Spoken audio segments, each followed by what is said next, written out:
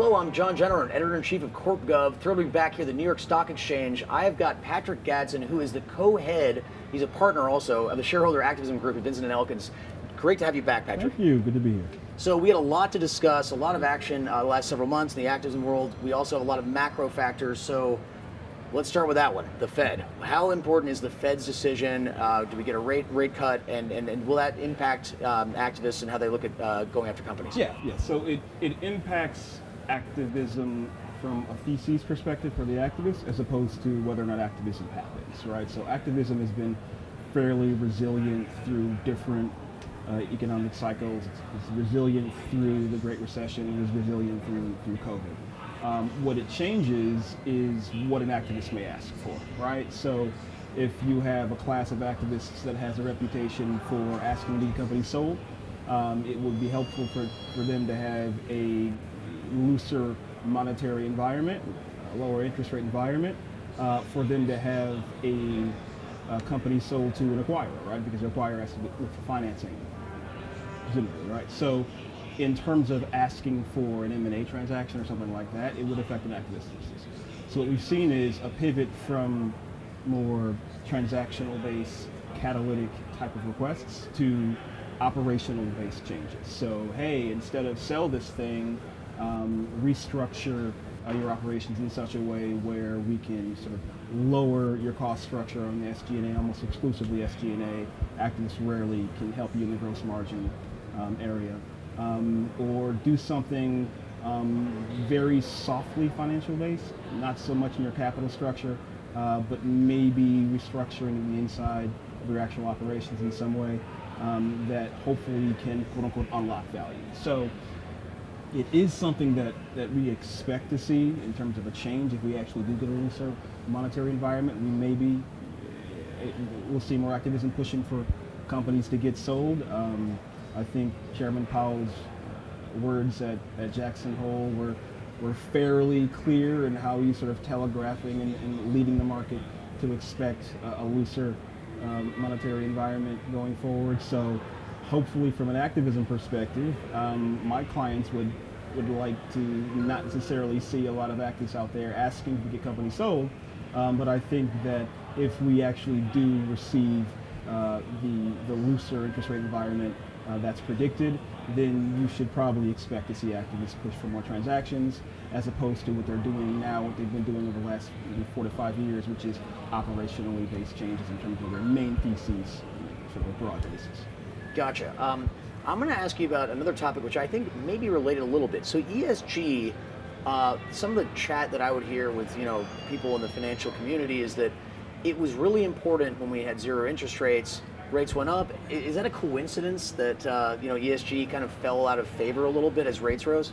I think that it seems like, right? I don't have the studies in front of me, and I didn't do the study myself. Yeah, correlation causation. Right. Is hard. It seems like when things are going really well from a macro perspective, and when companies on a general basis are performing really well, ESG is more of a focus, right? Because the other low-hanging fruit of performance is not really there to be criticized, and so there's more of a light shined on what can be criticized in those circumstances, which historically has been maybe ESG, right? So where can we nitpick? What can we focus on? I think that when you are in a rough and tumble sort of macro environment, especially coming out of COVID, you're going to see less criticism around things that aren't directly connected to operational performance in a very linear way. So I think that usually when ESG activists or ESG activism is focused on or spoken about in terms of performance, it's more like the terminal value, like really long down the highway. Eventually all this stuff gets baked in and it affects companies' performance and affects companies' market performance. But when you're in the more quarter to quarter type of analysis because you're in a really tough environment, then ESG is probably not going to be the first thing on your radar. You're going to be worrying about home cooking, right? You're going to be worrying about what do our margins look like? How are we performing operationally? Are we going to have a rough quarter or two? If we are, how do we set expectations for our shareholders so they don't panic and freak out? That kind of stuff, right? So if you are dealing with strictly ESG activism, it's probably because you're operationally performing okay. so you can pat yourself in the back from an operations and financial perspective. But if you aren't performing so great from an operational or market-based perspective, then in all likelihood you're not going to really see boards of directors focused exclusively or like very heavily on ESG. They have much bigger concerns. Makes sense. Let's talk about universal proxy and the specific directors being targeted, and maybe talk about Starbucks. Like, what's going on there? Because universal proxy got pumped up so much, and I still people tell me, your contemporaries, they're not sure. Is it a big deal? Is it really shaking markets up? I think it is a big deal. I think we're still living through the changes. So we don't have an enormous sample size in terms of data of proxy fights that we've had in the UPC era. But what we're seeing is far more of a focus on individual directors. So in the pre-UPC time, much bigger focus on slates, right? Yeah. You might not have individually the strongest candidates, but if you were an activist and your slate was well-rounded and you were going slate against slate, maybe a few people from your slate get in, just based on folks not having the a la carte choice, right? So if you can get ISS, if you can get Glass Lewis, maybe all your folks get in, right? Even if you're on an individual basis, everyone on your slate from an activist perspective wasn't super strong. Now, no, right? Everybody's on the same card, regardless of whether you use the company's proxy card or the activist proxy card. So we're seeing much more focus, even on the company side, on refreshment. Yeah. And thinking about, okay, where are our weaknesses, right, potentially? Do we need to replace retiring directors' experience with identical experience? Or are we having sort of a strategic pivot, so new, different types of experience will be needed as opposed to sort of refilling and refreshing based on that? We've seen a lot of focus on AI experience. Every director is looking for that perfect, or every board, is looking for that perfect AI director. There aren't that many. AI is a fairly new expertise in terms of having a really, really deep understanding from a very high level management or director point of view. But thinking about how it plays into a part of a campaign, thinking about Starbucks. I don't know if but for UPC, Starbucks would have encountered the proxy contest it had last proxy season. Right? That's really interesting.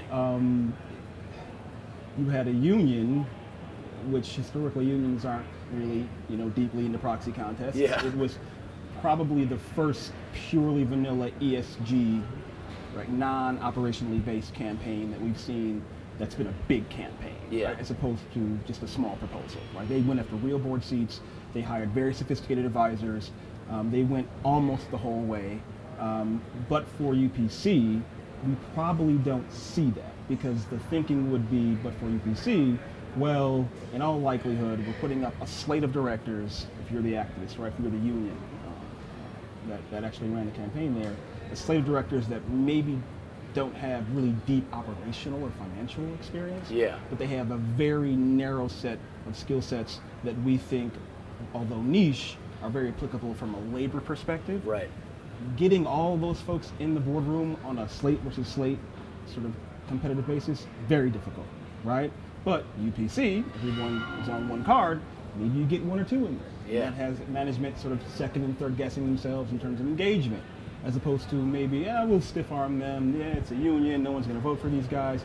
Maybe some people do, right? And since we're on a a la carte, select your own, choose your own adventure type of director basis, it does increase the likelihood that engagement will happen from company to ESG themed activists and Starbucks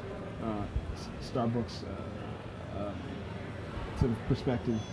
And then following that, they dealt with real activism, right? So it's like, well, would that real activism have happened later on in the year if Starbucks hadn't necessarily had gone through the proxy contest of the union? Who knows? Maybe it was a bright spotlight on otherwise historically really well-performing companies. So I think that UPC opens the lane for more niche, novel actors, and increases the probability that companies will engage with those actors, as opposed to giving them the old Heisman and saying you have to worry about these guys. That's interesting. I'm thinking about something. Over the years, I've come across small companies that seem to be a bit blindsided when an activist shows up, and it's like the directors are the golf buddies, and it's like a 1970s situation.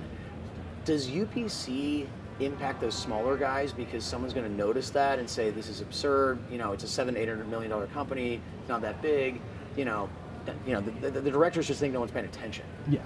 So director refreshment is the kind of thing where when you're doing really well, no one thinks about it. Yeah. Right? When things start to get rough, everyone thinks about it because you're more vulnerable.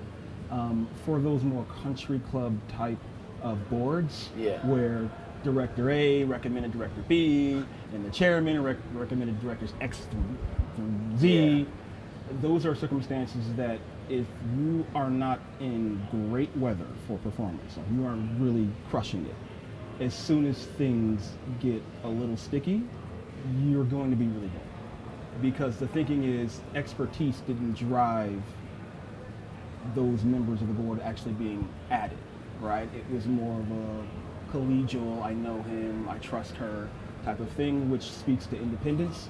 Not so much NYSE independence, like the standard that most directors are thinking about, but independence of thought. Yeah. Right? The standard that proxy advisors and contests think about. Right. And you should expect that the first thing an activist is going to do if they're targeting a company is look to see, okay, operational performance, not great, check that box. Now, which directors are vulnerable?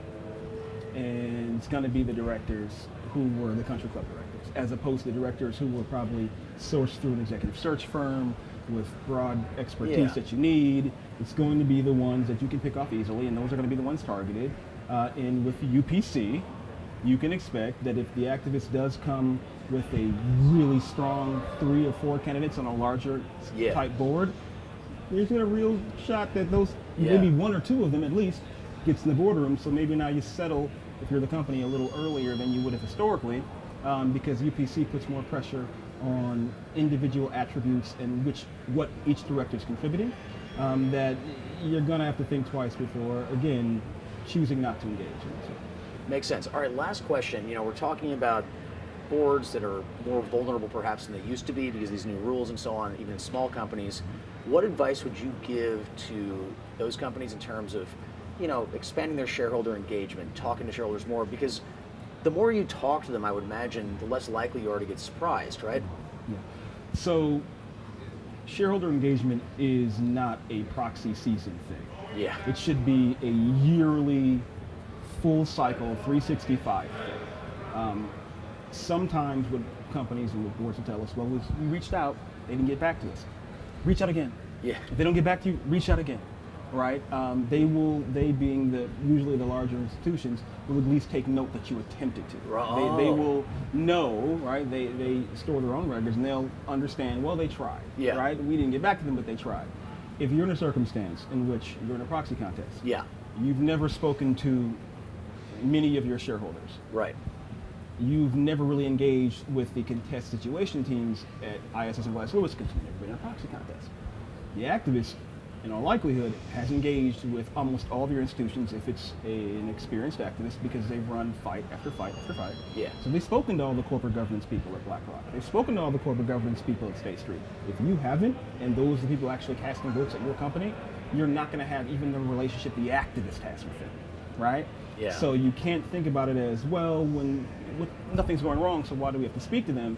You speak to them in case something does go wrong. And you're going to be able to leverage that goodwill, to your point, only if you have the relationship and the connective tissue based on many conversations, based on the feeling that you are responsive to what they're thinking. And in many instances, you may think things are fine until you actually engage, right? And then they'll tell you, well, I actually don't like A, B, and C. And you're like, oh, wow, it's interesting. We didn't realize that you had an issue with some of those aspects of our business. You're not going to know that unless you actually try to engage. And don't allow sort of maybe a reluctance or maybe non-responsiveness from a few shareholders to prevent you from continuing to try. You just keep doing it, keep trying until you get someone. It'll pay you dividends in the future. It's funny, Patrick, this sounds like such great advice, but a lot of companies just don't take it.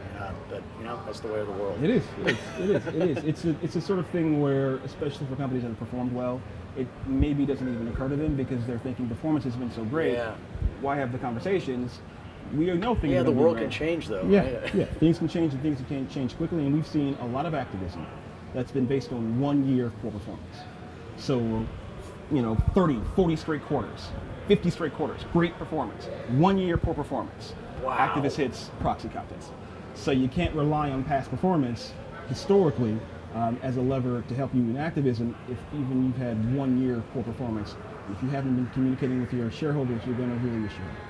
Well, I think companies should pay attention to what Patrick just told us there, worse than wise. Patrick Gadson, co-head of shareholder activism at Vinson and Elkins. Thanks again for being with us here at the New York Stock Exchange. I'm John Janarone, signing off.